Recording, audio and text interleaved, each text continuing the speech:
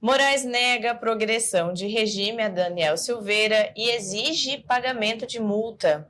O ministro Alexandre de Moraes indeferiu um requerimento de mudança de regime para o ex-deputado federal Daniel Silveira, ontem, quarta-feira, dia 24. Moraes condicionou a possibilidade de considerar a transição de Silveira para o regime semiaberto ao pagamento integral da multa imposta como parte de sua condenação. Daniel Silveira foi transformado numa não pessoa. Ontem mesmo eu estava dando a minha aula sobre O Diabo na História, livro do Vladimir Tismaniano, e uma das características dos regimes totalitários, ou seja, dos regimes criados pelo diabo, uma das características dos regimes totalitários é a criação da não pessoa. Tá? É o conceito de não pessoa. Quando alguém se torna um obstáculo para o regime revolucionário, ele é transformado numa não pessoa. Uma não pessoa não tem direito a nada. Uma não pessoa não tem direito à sua propriedade, ela não tem direito à sua liberdade, ela não tem direito à sua própria vida. É nisso que foi transformado o Daniel Silveira. Daniel Silveira foi condenado a 8 anos de prisão em regime fechado por palavras que ele disse. E palavras que não foram proferidas por qualquer cidadão, foram proferidas por um parlamentar, que tem esse direito assegurado na Constituição. Existe um artigo da Constituição brasileira que assegura que um parlamentar não pode ser punido por quaisquer palavras e votos. Quaisquer, inclusive essa expressão quaisquer, ela foi adicionada com esse propósito mesmo, de assegurar ao parlamentar, e a origem da palavra parlamentar, parlamentar significa justamente aquele que fala, aquele que pode falar. Ele pode falar porque ele tem um mandato. Ele tem um mandato público para isso. As pessoas votaram nele para que ele pudesse falar, para que ele tivesse a liberdade de falar.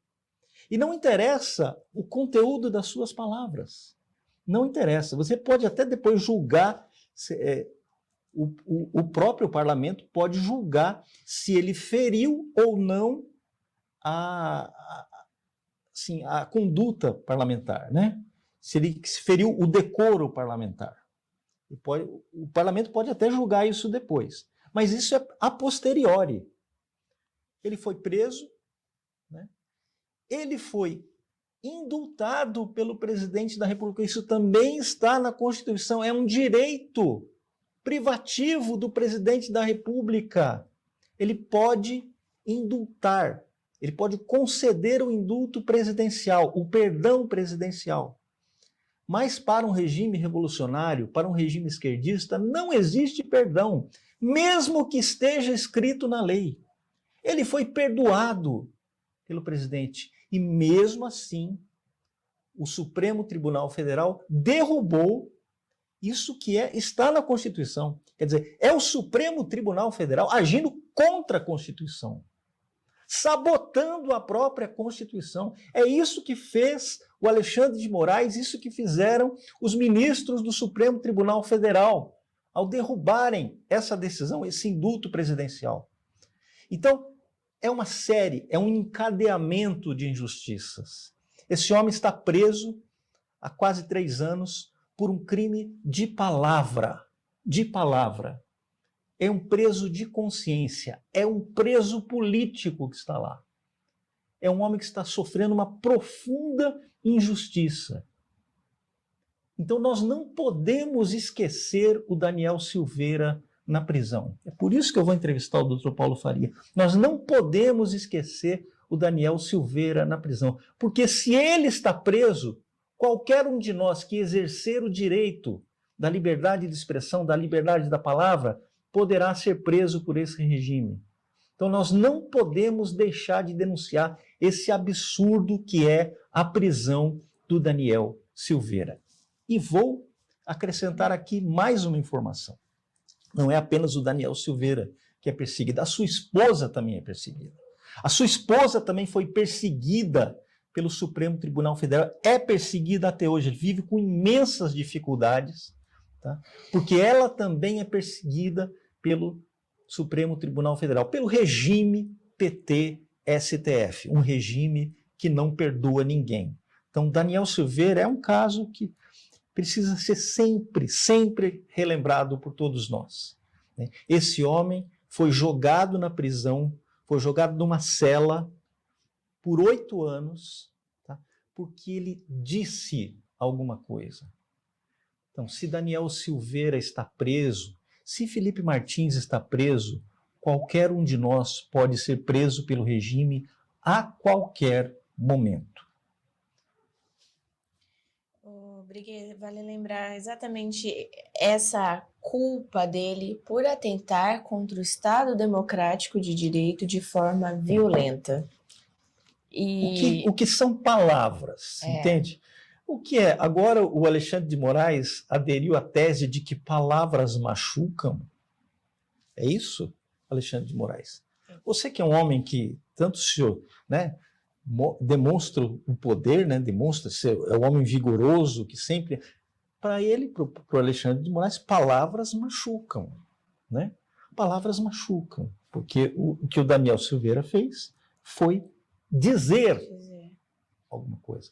Nós podemos até questionar o conteúdo do vídeo, as palavras que ele escolheu, o tipo de expressão que ele escolheu, mas essa pena, esse erro, ele já pagou por esse erro há muito tempo.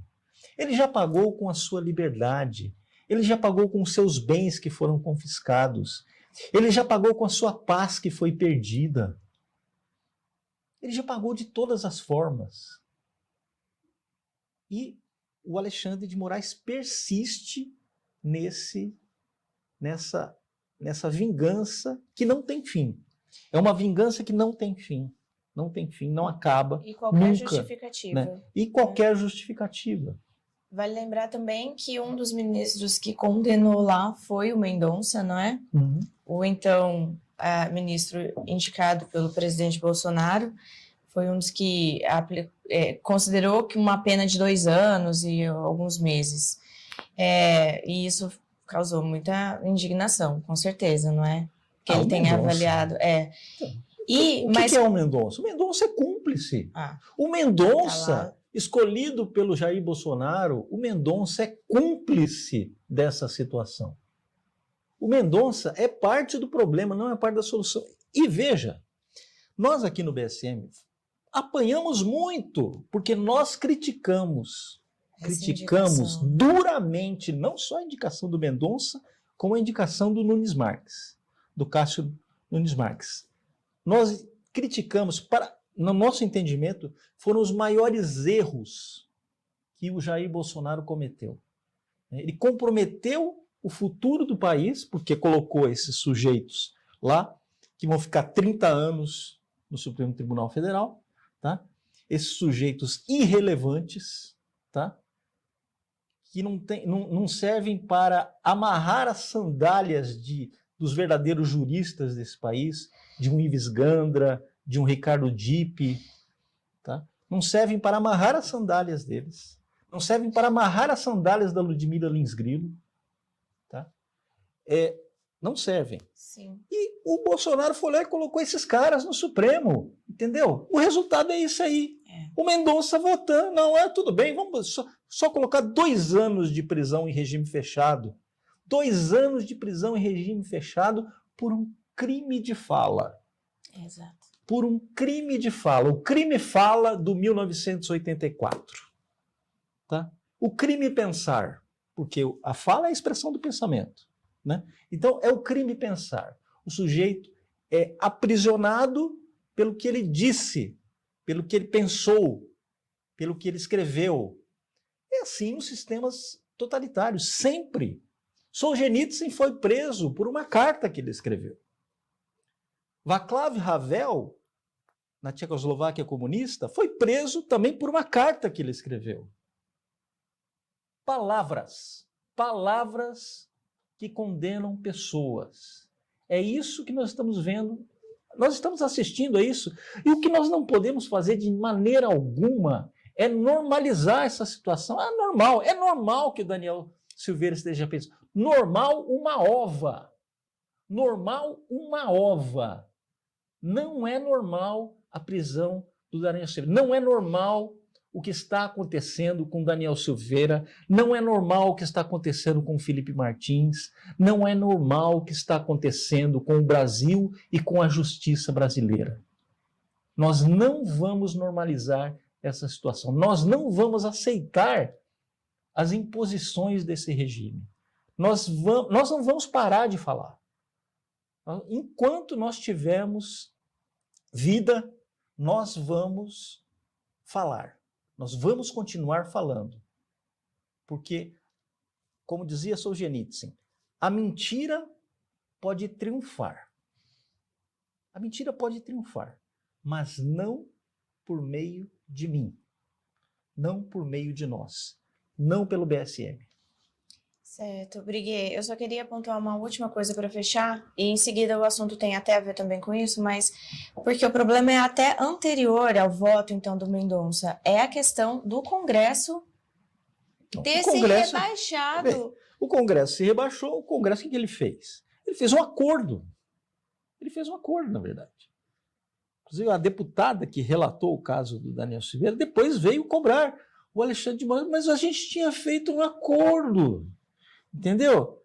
Se a gente caçasse o Daniel Silveira, né? Se a gente liberasse, você ia soltá-lo depois. A gente tinha feito um acordo. Fez acordo com o Alexandre de Moraes. Tá? Como o Bolsonaro fez em 2021. Fez acordo. Né? Uhum. O célebre acordo. Esses caras não cumprem o acordo. Não deu para entender? Já deu para entender isso. Os caras não cumprem o acordo. Comunista e serviçal de comunista, porque o Alexandre de Moraes não é comunista. Ele é apenas um sujeito que está a serviço de um regime comunista. Embora ele tenha declarado ser. Ah, ele declarou. Ele fala... Ele falou que agora ele não é o único comunista, depois da entrada do Flávio Dino. É verdade. Ele falou isso ironicamente. Mas assim, foi ironicamente. Foi ironicamente. Minha falha de eu ainda acredito que as pessoas saibam falar ironicamente. Ele falou isso ironicamente. Né? Ele não é um comunista. Não. Tá? Ele não é um comunista, mas ele está né? a serviço de um regime totalitário. Né? Ele sabe disso. Ele sabe disso. E ele está fazendo... Então, com essa gente, eles não cumprem o acordo. Eles não cumprem, e não cumpriram. Entendeu? Sim. E não cumpriram o acordo. Deixaram o Daniel Silveira na prisão. E com isso foi dado um recado para todos os parlamentares. Então, tomem cuidado com o que vocês falam, viu? Tomem cuidado, porque se vocês ferirem a suscetibilidade de determinados mandatários, vocês vão sofrer as consequências. Esse foi um episódio lamentável, um dos episódios mais constrangedores da história do Congresso Nacional. Esse rebaixamento. O Congresso se rebaixou, tá, diante do Supremo Tribunal Federal. Foi um episódio triste, lamentável mesmo, assim, de degradação moral. Porque era necessário mostrar que existia uma lei que protegia aquele parlamentar de ser punido por suas palavras. E o Congresso ignorou isso, resolveu fazer acordo com Alexandre de Moraes e deu no que deu.